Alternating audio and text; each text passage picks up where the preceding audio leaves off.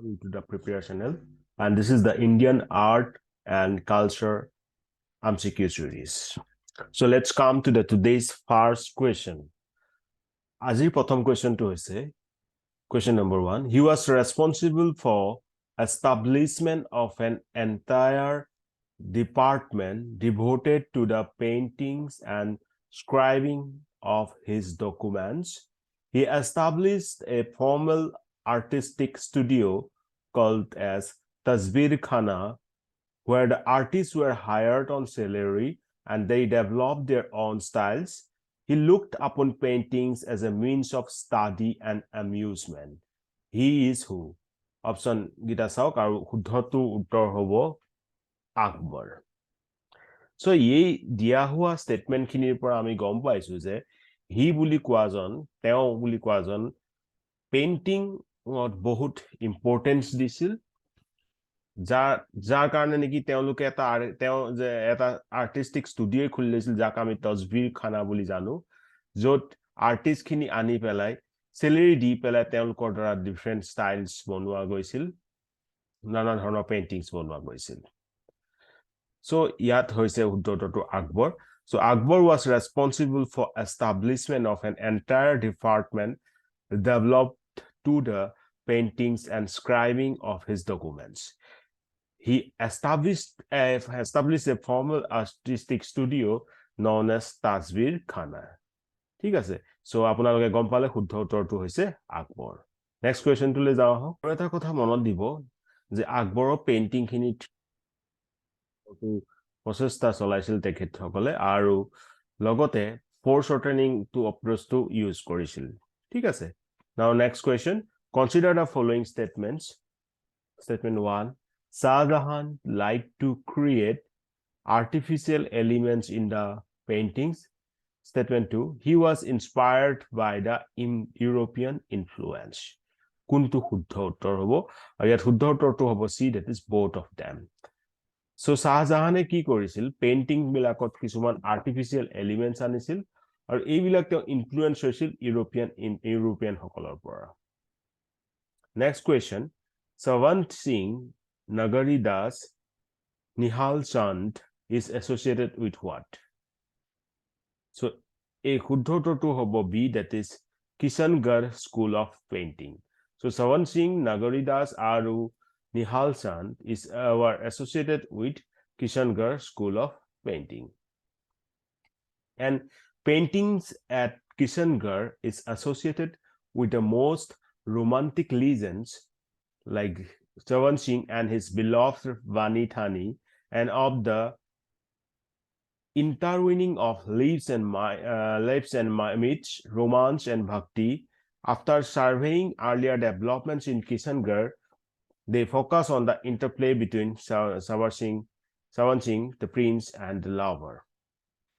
So আমি গম পালো যে Savant Singh, Nagari Das আৰু Nihal Chand এইবিলাক Kishangarh School of Painting ৰ লগত এছ'চিয়েট আৰু এই Kishangarh School of Painting ত প্ৰেম আৰু ৰোমান্সৰ ডিফাৰেন্ট ধৰণৰ ষ্ট্ৰাকচাৰ্ছ আমি দেখিবলৈ পাওঁ Next questions. Question number 4. Which of the following school of paintings is also known as Dhundhar School? Pronunciation to অলপ ভুল বেলেগ হ'ব পাৰে so তাৰ বাবে আপোনালোকে আকৌ নিজে চাই ল'ব so ইয়াত সুধিছে যে এই পেইন্টিং বিলাকৰ ভিতৰত কোনখন ধুন্ধৰ স্কুলৰ লগত এছ'চিয়েট আছে আৰু ইয়াত শুদ্ধ উত্তৰটো হ'ব 3, that is Amber Jaipur School of Painting. So Amber Jai School Painting ok Dhundhar School of Painting বুলিও জনা যায় Next question to solve. Which of the following are the features of Mughal style of painting? 1. It is based on the Persian miniature painting style. 2. It is usually devotional or religious in nature. So কোনটো শুদ্ধ হ'ব আৰু শুদ্ধ হ'ব ইয়াত অকল মাত্ৰ first statement that is 1. So Mughal style of painting ত আমি দেখা পাওঁ Persian miniature painting style টো ইয়াত এইটোৱে কি ডেপিক কৰিছিল যে মোগল এম্পায়াৰ আৰু তেওঁৰ হাউস হোল্ড জীৱনৰ ওপৰত যিখিনি আছে সেইখিনি ডেপিক কৰিছিল The royal pomp and show and the battles and the hunting scenes are also very popular and they focus either on the person in the picture or on trees, camels and falcons. So এইবিলাক যে religious বা devotional টাইপৰ নেচাৰৰ হয় হেতু আপোনালোকে ক'ব নোৱাৰে মানে মুঘল ষ্টাইল অফ পেইন্টিংত আমি জেনাৰেলি দেখা পাওঁ শিকাৰ কৰা বা কিবা বাটলছ বা ক'ব পাৰে যে এজন মানুহৰ ওপৰত ফকাস কৰি পেলাই বনোৱা এটা এখন পেইন্টিং হয় বা কিবা গছ আপোনাৰ উড বা হেনুকা বিলাকৰ লগত জড়িত হয় কিন্তু এইবিলাক ৰিলিজিয়াছ বুলি আপোনালোকে ডাইৰেক্ট ক'ব নোৱাৰে সো শুদ্ধ উত্তৰটো হ'ব one statement that is Mughal style of painting is based on the Persian miniature painting style only. Now let's come to the next question. Next question is Raja Kirpal Singh and Devi Das. Raja Kirpal Singh and Devi Das is associated with option kita saok aru shuddho uttortu hobo B that is Basholi school or logot a dujon associated asil just naam gita olop monot rakhibole hobo karon because it's hardly asked but tothapi ketiaba khud dibo pare Raja Kirpal Singh or Devi Das Basholi school or logot associated asil. Then next question, the painting named as 12 months is associated with, you go through the option and the correct answer will be C, that is Kangra school. Now this becomes an important question. Enukwa dhoroner jibilak statement ba naam jibilak unique hoy that is actually seen in the questions papers. So 12 months to a namor painting hon associated asil Kangra school or logot. Our yaar subject khini asil Gita Govind, Bhagat Puran, Sachai of Bihari Lal, like this. And love scenes of Krishna was very prominent theme, and all the paintings had an otherworldly feel about them. And another very famous group of painting is the 12 months, where the artist tried to bring forth the effect of 12 months on the emotions of human beings. This emotive style was popular till the 19th century. The Kangra school became the parent school to other ateliers which developed in the region of Kullu, Chamba and Mandi. So imankhini pasoto apnaloke matto etai jani hobo je ei je 12 months ba 12 months to human emotional logot associated ase aru eitu hoise Kangra schoolot bhalkoi depict hua ami dekha pao. Let's come to the next question. Next question is, consider the following statements. The Thanjavur or Tanjore school is famous for the special style of decorative paintings. It is statement 1 of question. Statement 2, they are unique because of the use of brilliant color patterns and the liberal use of gold leaf.